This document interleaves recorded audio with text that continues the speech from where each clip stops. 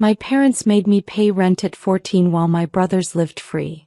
So I left at 16, built an empire, and now they're renting from a property I own without knowing. Hit that subscribe button real quick and tell me in the comments where you're watching from. I'm always amazed by how far these stories reach. I was 14 years old when my mother slid an envelope across the breakfast table. Inside was an invoice. Rent, $400 monthly. Due date, the first of every month. My younger brothers, Robin and Devin, 11 and 9, sat there eating cereal like nothing was happening. My father didn't even look up from his newspaper. What is this? My voice cracked. I hadn't even started high school yet. You're old enough to contribute now, Connie, Mom said, sipping her coffee like she just asked me to take out the trash. You've got that job at the grocery store. Time to learn responsibility. My part-time bagging job paid $7.25 an hour. After taxes, I brought home maybe $600 a month, working every weekend and 3 evenings after school. They wanted 2/3 of it. But Robin and Devin don't pay anything. I looked at my brothers, who suddenly found their frosted flakes fascinating. Dad finally spoke. Boys need to focus on sports and school. You're different. You're capable. This builds character. His words felt like a slap. Different. Always different. The only girl. The darkest-skinned child. The one who looked like Dad's side. That night, I found Robin's new PlayStation 5 in the living room. $500. My first month's rent could have bought that. Instead, it bought my brother's fun while teaching me responsibility. I lay in my bedroom, the smallest room, the one that used to be a storage closet, and something inside me shifted. This wasn't about teaching me anything. This was about something darker I couldn't name yet. 3 months into paying rent, I discovered the truth by accident.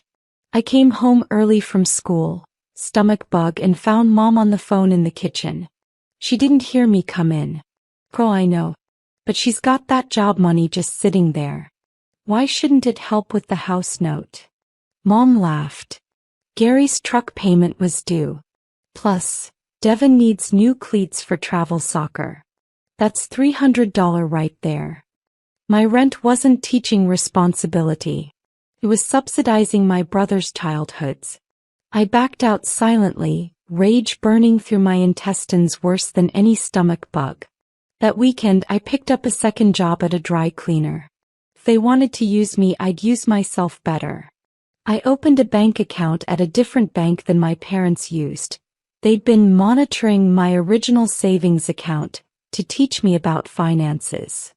I watched them withdraw $200 once for emergencies. At school, I started staying late, using the library computers to research. Investing. Real estate. Business formation.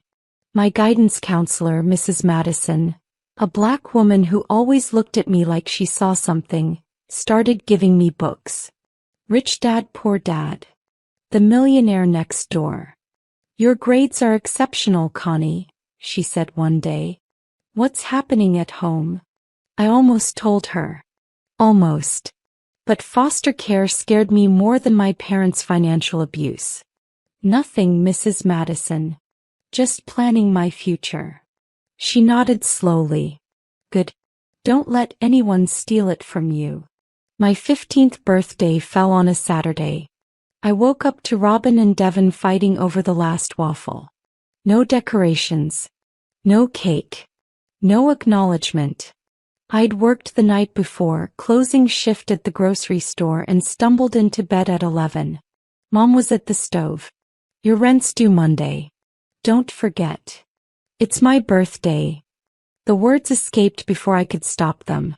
So, bills don't care about birthdays. Welcome to adulthood. She cracked eggs into a pan for my brothers. That afternoon, they threw Devin a surprise party. He'd made the travel soccer team, the one my rent money helped fund. Aunts, uncles, cousins filled our backyard. Catered food. A cake shaped like a soccer ball. I watched from my bedroom window as Devin opened presents. New cleats, a training equipment set, a tablet, gift cards totaling probably $500. I'd gotten nothing. Not even happy birthday from my father. That night my Aunt Helen found me in the kitchen washing dishes. She pulled me into the pantry, her voice urgent and low. "Baby, I see what's happening here. Your mama's got some demons she's working through, taking them out on you. How much they charging you?" "400 a month." Tears finally came. "They make me pay rent. Robin and Devin don't pay anything."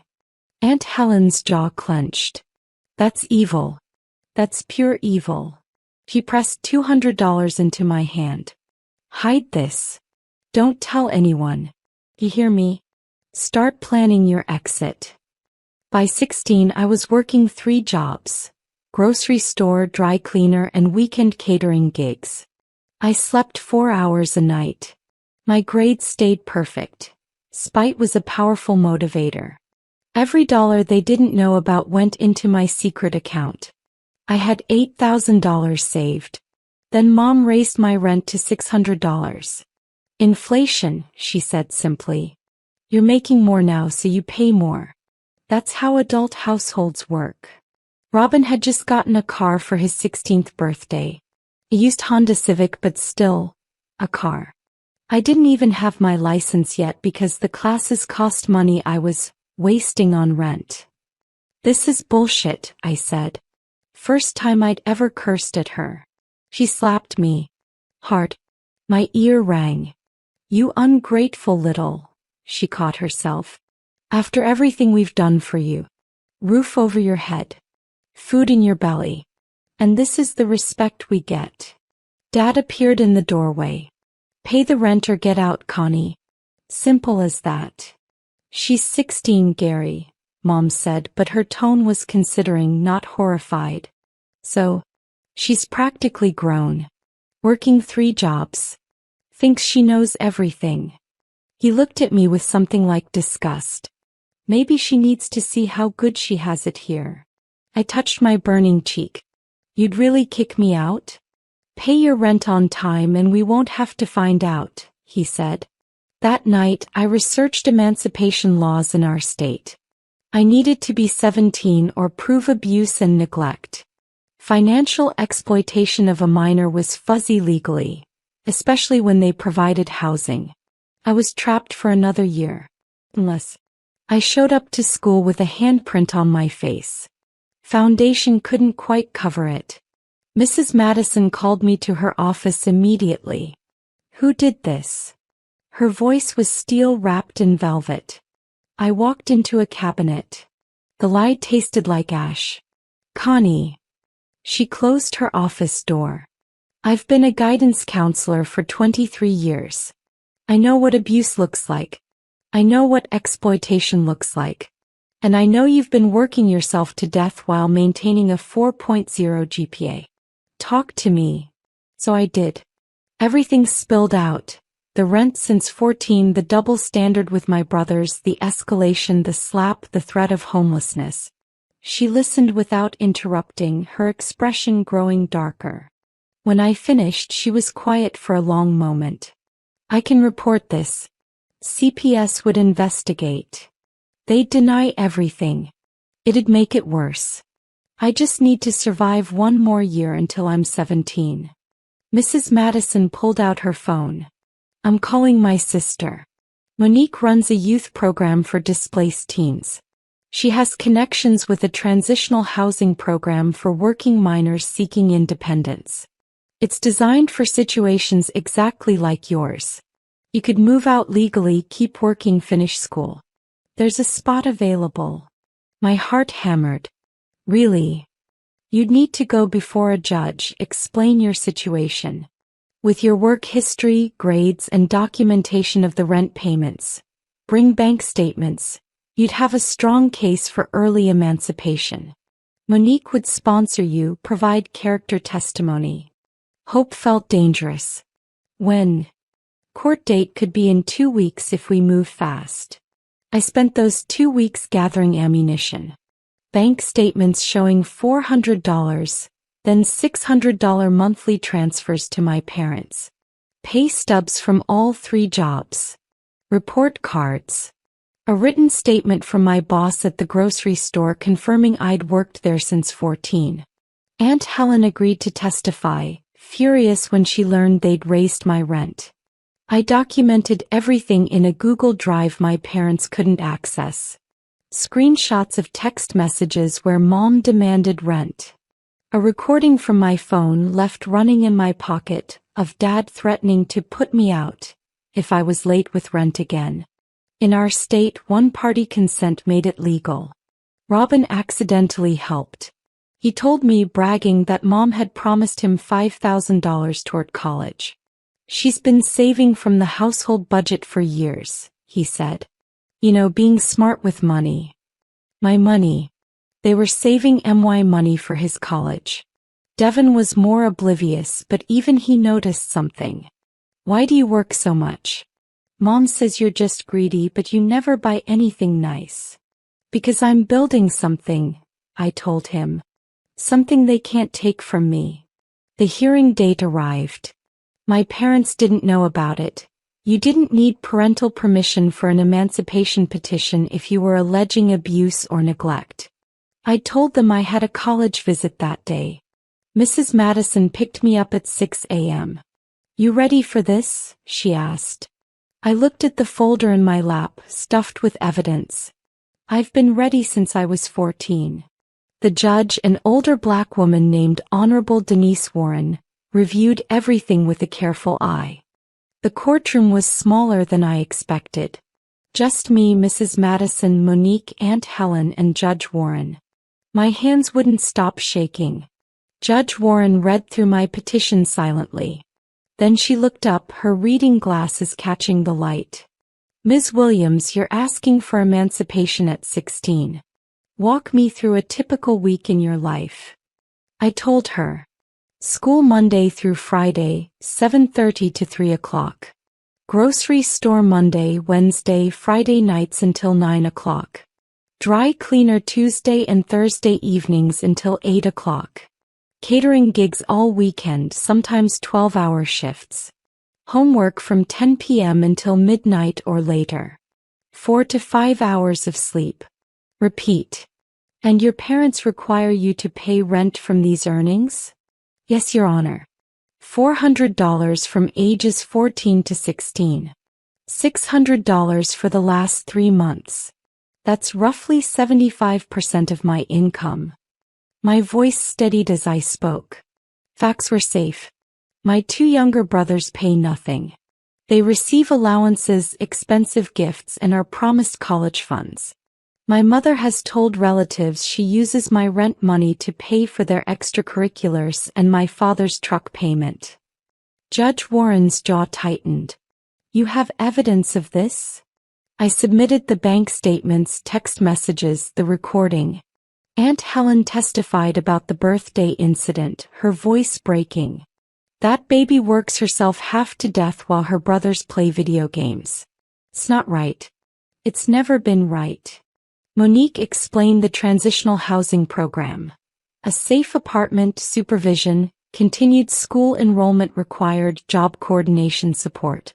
Connie would thrive with independence. She's already demonstrating exceptional maturity and financial responsibility under exploitative conditions. Judge Warren removed her glasses. Ms. Williams, do your parents know you're here? No, ma'am. They think I'm on a college visit. Why didn't you tell them? I swallowed hard. Because they'd stop me. My father threatened to kick me out when I questioned the rent increase. My mother slapped me. They'll say I'm lying, that I'm ungrateful. They'll make it sound like I'm the problem. Judge Warren granted my emancipation petition that day.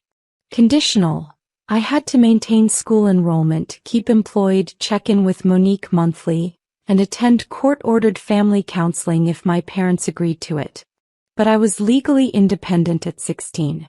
Your parents financially exploited you, Judge Warren said, her voice carrying weight. Charging a minor child excessive rent while providing free housing to their siblings demonstrates clear disparate treatment and potential economic abuse. You're released from their custody. This court wishes you success, Ms. Williams. I expect you'll go far. I moved into the transitional housing that weekend. A studio apartment in a converted house with 3 other emancipated teens. Small clean mine.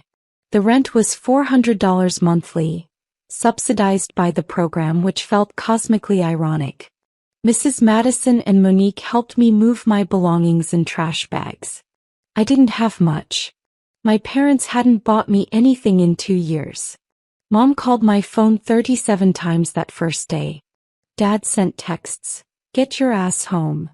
This is kidnapping. You're going to regret this. I responded once. I'm legally emancipated. I have the court order. Don't contact me again. Aunt Helen called, crying. Your mama is losing her mind. Talking about taking you to court, claiming you stole from them. She's telling everyone you ran away with some man. Let her talk, I said. I felt hollow but free. The truth is on record now. I kept working. Kept studying. Mrs. Madison connected me with a scholarship program for emancipated youth. I started taking college classes part-time at the community college, dual enrollment. Business administration. Real estate principles. Accounting. At 17, working full-time between high school and multiple jobs, I had $15,000 saved. My credit score was building. Mrs. Madison had taught me how. Graduation came. I walked across that stage with honors, scholarships totaling $40,000, and acceptance letters from 3 state universities. My parents didn't attend. Robin and Devin did, though, sitting in the back with Aunt Helen. Devin was crying. Robin looked ashamed. After the ceremony, Robin approached me. He was 18 now, headed to college on my former rent money. Connie, I'm sorry. I didn't understand what they were doing to you. I thought. You thought it was normal? I cut him off. That they'd charge your sister rent at 14 but buy you a car at 16? I was a kid. I just accepted it. So was I, Robin. I was a kid too. I just didn't get to be one. I walked away. Forgiveness wasn't in my vocabulary yet. I chose the state university 2 hours away. Far enough for distance, close enough to keep working my connections in the city. I kept the apartment through the program until I was 18, then moved into a tiny studio near campus. I worked through college. Resident assistant position for free housing, tutoring, a work-study job in the business department. My professors noticed me. One, Dr. Raymond Hughes, pulled me aside junior year. Connie, you're wasting your potential in entry-level jobs. I'm consulting on a real estate development project downtown. They need smart interns. Interested. That internship changed everything. I learned acquisition, development, property management, financing structures. I networked with investors, contractors, property managers. I absorbed everything like I was dying of thirst. At 22, I graduated with honors and a job offer from a commercial real estate firm. Salary, $65,000. I cried in my apartment. I'd never imagined that much money in 1 year. By 25, I'd saved $100,000 through aggressive saving and side hustles. I'd been flipping small residential properties with a partner I'd met at the firm. At 26, I bought my first rental property solo. A duplex in a gentrifying neighborhood. I knew the area. It was 3 blocks from where I'd grown up. Property values were climbing as young professionals moved in. I got it for $180,000, put $30,000 down, renovated 1 unit for $15,000, and rented both sides for $1,200 each. Cash flow. $800 monthly after mortgage, insurance and maintenance reserves. I reinvested every penny. By 28, I owned 4 properties. By 30, I had 12 units generating $8,000 monthly in cash flow. I kept working my corporate job for stability and benefits, but my real wealth was building in real estate. My company name was KW Properties LLC. Simple. Professional. No one needed to know the initials stood for Connie Williams, the girl who'd paid rent at 14. I'd seen my parents twice in those years, both times accidentally. Once at a grocery store. Mom tried to approach me. I walked away. Another time at Devon's college graduation. He'd invited me. We'd been texting occasionally. He was studying engineering and unlike Robin, he seemed to understand how badly they'd failed me. She asks about you, Devon said carefully. Mom, he's different now. Softer. She says she made mistakes. She stole my childhood and called it character building, I said. That's not a mistake, Devon. That's a choice. Robin I hadn't spoken to at all. He'd graduated, gotten a corporate job, got married. Living the life my rent money helped fund. At 32, a property came on the market that made me pause. A small house on the street where I grew up. 3-bedroom, 2-bath. Run down, needed work, but the location was prime. The neighborhood had transformed completely. The crack houses of my childhood replaced with coffee shops and yoga studios. I bought it for $240,000 cash. Renovated it for $60,000. It was beautiful when finished. Hardwood floors, modern kitchen, landscaped yard. I listed it for rent at $2,100 monthly. My property manager, Sandra, called me 3 weeks after listing. I've got a really solid application for the Maple Street property. Couple both employed, excellent credit, great references. They're eager, offering first, last, and security deposit up front. Names. I asked, only half listening. I was reviewing documents for a commercial property acquisition. Gary and Florence Williams. The world stopped. My pen froze mid-signature. Connie, you there? Send me the application, I managed. I'll review it and let you know. My hands shook as I opened the email. There they were. My parents. Dad was 60 now, Mom 58. His employment. Retired, pension income $2,800 monthly. Her employment. Part-time home health aide $1,600 monthly. Combined income. $4,400 monthly. They'd listed their current address. Our apartment complex on the edge of town. Not the house I'd grown up in. I called Sandra back. What happened to their previous housing? They mentioned they were downsizing. Their previous landlord confirmed they'd been good tenants for 3 years. But that property was being sold, so they had to move. They need something in this school district. They're helping raise a grandchild, apparently. Robin's kid. He'd had a daughter 2 years ago. I'd seen the photos Devon sent. A beautiful little girl named Aaliyah. I sat with this information for 3 days. My therapist, yes, I'd been in therapy for years working through the damage, asked me what I wanted. I want them to know what it feels like, I said. To have no control. To be at someone else's mercy financially. And then what? Dr. Morrison asked gently. After they know? I didn't have an answer.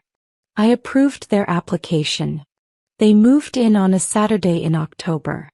I watched from my car down the street as the moving truck unloaded their belongings. Mom looked older, her hair fully gray now. Dad moved stiffly, arthritis probably. Robin was there helping and Devon and little Aaliyah running around the yard. They didn't know the house belonged to me. The LLC was registered to my business attorney's address. Sandra handled all communications. The lease was signed electronically. They'd never seen my name on any documents. I'd been their landlord for 6 months when Sandra called again. The Williamses' rent is late. First time. Florence called very apologetic. Said they had unexpected medical bills for the granddaughter. She asked about a payment plan. This was my moment. I could evict. I could make their lives hell. I could reveal myself and watch their faces as they realized they were living in a house their daughter owned. The daughter they'd exploited. How late? I asked. 1 week. Rent was due the 1st. She's asking if they can pay half now and half by the 15th. Medical bills were $3,000. Aaliyah had to go to the ER. I thought about 14-year-old me handing over $400 while my brothers got PlayStations. I thought about my 16th birthday washing dishes while Devin got a party. I thought about the slap, the threats, the years of sleep deprivation. I also thought about Aaliyah. A little girl who had no part in any of this. Tell them yes, I said. Payment plan approved. No late fees this time. But document that it's a one-time courtesy. You're being very generous, Sandra said, surprised. I had a reputation for being strict but fair with tenants. I'm being strategic, I corrected. But that wasn't fully true. The truth was more complicated. I could destroy them, but I'd become someone who built things instead.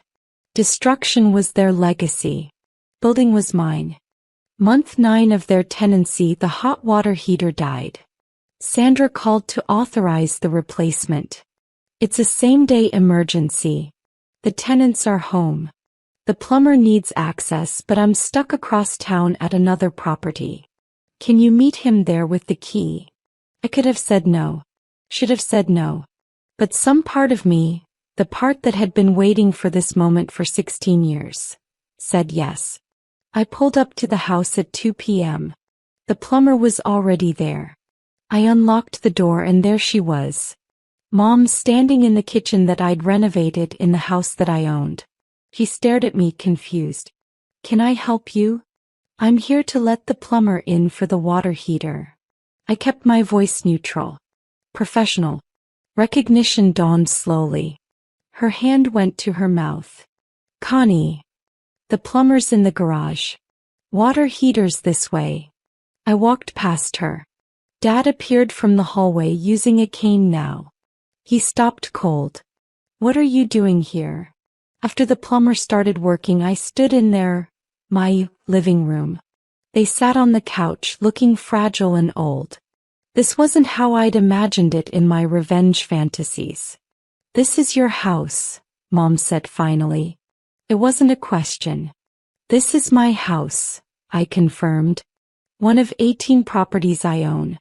Connie Williams is KW Properties. Dad's face went ashen. You've been our landlord for 9 months? Yes. You applied. You were qualified. I approved. I kept my tone businesslike even as my heart hammered. Your rent has been on time except once, which I accommodated. You've maintained the property well. You're good tenants. Mom started crying. Quiet, broken tears. I'm sorry. God, Connie, I'm so sorry. What we did to you. You charged me rent at 14, I interrupted. Raised it at 16. Threatened to kick me out. Used my money to fund Robin and Devin's childhoods while I worked myself half to death. I paid you approximately $28,800 over those years, not counting what you took from my first savings account. I'd done the math many times. That would be worth about $45,000 today with modest interest. Dad couldn't meet my eyes. We were wrong. You were worse than wrong. You were cruel. Deliberately, systematically cruel. To your own daughter. And when I left, you told everyone I ran away with a man. You tried to destroy my reputation. The words came out steady, factual. I'd practiced this speech in therapy. You nearly destroyed me. We know, Mom whispered. Devin told us about the emancipation, the court documents. We read what you said at the hearing. About the birthday. The slap. She broke down completely. I watched her cry and felt, not satisfaction. Not quite forgiveness either. Something complicated I couldn't name. Your lease is good for another 3 months, I said finally. After that you can renew or leave. Those are your options. I'll continue to be a fair landlord. I will not, however, be your daughter. That relationship ended when I was 16. You made that choice. I left before they could respond. Outside, my hands were shaking so badly I could barely start the car.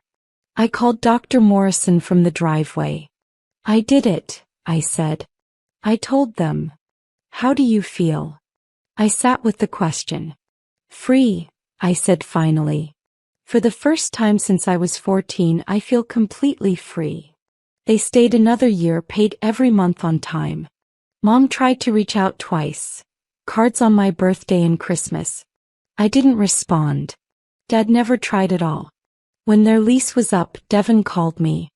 They're moving to a senior living apartment. Cheaper, easier to maintain. Mom wanted me to tell you thank you. For not evicting them. For giving them a chance. She knows she doesn't deserve it. She's right, I said. She doesn't. But Aaliyah deserved a stable home. That's who I did it for. I'm 34 now. I own 23 properties worth approximately $6.2 million.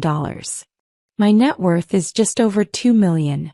I'm building an empire, not from privilege or family support, but from spite, determination, and a 14-year-old girl's refusal to accept that her worth was less than her brother's. My parents taught me responsibility, just not the way they intended. They taught me that the only person you can truly count on is yourself. That family can be chosen, not just born into. That success is possible even when the people who should support you actively sabotage you instead. I'm dating someone now, a kind man named Anthony who thinks my work ethic is admirable, not concerning. Aunt Helen and I have dinner monthly. Devin and I are rebuilding something careful and boundaried. Robin and I may never reconcile, and I'm okay with that. Last week I bought a commercial building downtown. I'm converting it into affordable housing for emancipated youth. Subsidized units, job training, mentorship. I'm calling it the Second Chapter House. Because everyone deserves a second chance at childhood, even if it comes later than it should. My parents made me pay rent at 14 while my brothers lived free. They thought they were teaching me responsibility. Instead, they taught me that I was worth less, deserved less, mattered less. They were wrong. I left at 16, built an empire from rage and determination, and became my parents' landlord without them knowing. The irony is poetic. The healing is ongoing. The success is undeniable. And every time I collect rent from one of my properties, I remember that 14-year-old girl handing over $400 with shaking hands. I remember her pain, her exhaustion, her resolve. I built this for her. All of this. She survived so I could thrive. And that's the greatest revenge of all. Not their suffering, but my absolute, undeniable, magnificent success.